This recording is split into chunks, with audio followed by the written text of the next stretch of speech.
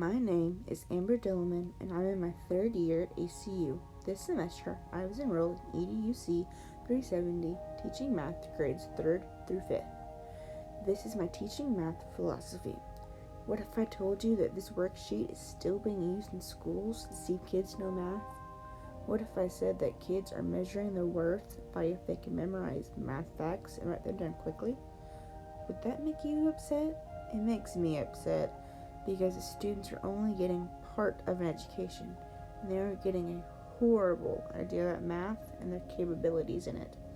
My philosophy of teaching math is to teach the whole class. I shouldn't just be teaching part of the class and let the other half of the class suffer because they learn differently. If only half the class is learning something, then I have failed as a teacher. I need to be an effective teacher and teach all my students that they can do math and that they all have a supposed math brain. I know that I'm not going to get everybody in my class to love math by the end of the year, but heaven help me, I'm going to at least get them to like it and not run away screaming at the sight of it. Part of the way that I can do that is by using the social cultural theory by Vygotsky.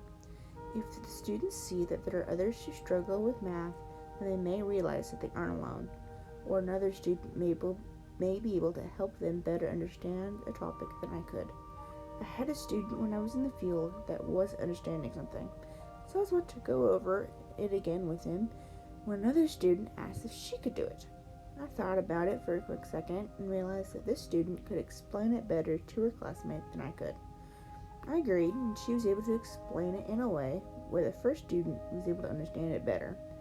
Yes, I was a teacher during that time, but I'm not too proud to realize that my students can help explain the skill we are doing to a classmate in a way that I wouldn't have thought of. To be an effective teacher, I need to call different skills that I have learned over this semester as well as different theories of education. If I don't try and use everything I have learned when teaching my students, then I'm doing them a disservice. One theory that is very important to use is constructivism, which is exactly how it sounds. It is about building on what the students already know, building on their schema. This can be done by connecting what is being taught that day to something else that was taught a few days ago.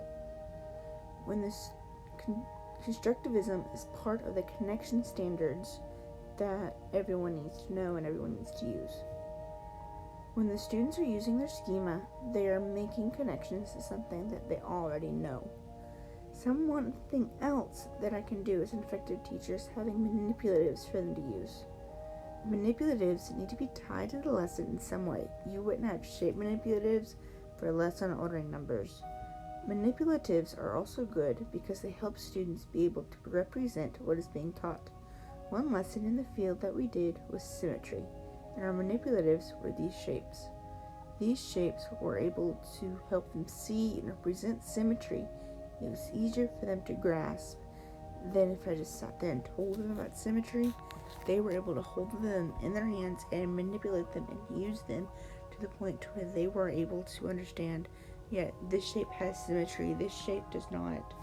They were able to use them perfectly and able to use them to where they understood and were able to grasp the concept that we were being taught.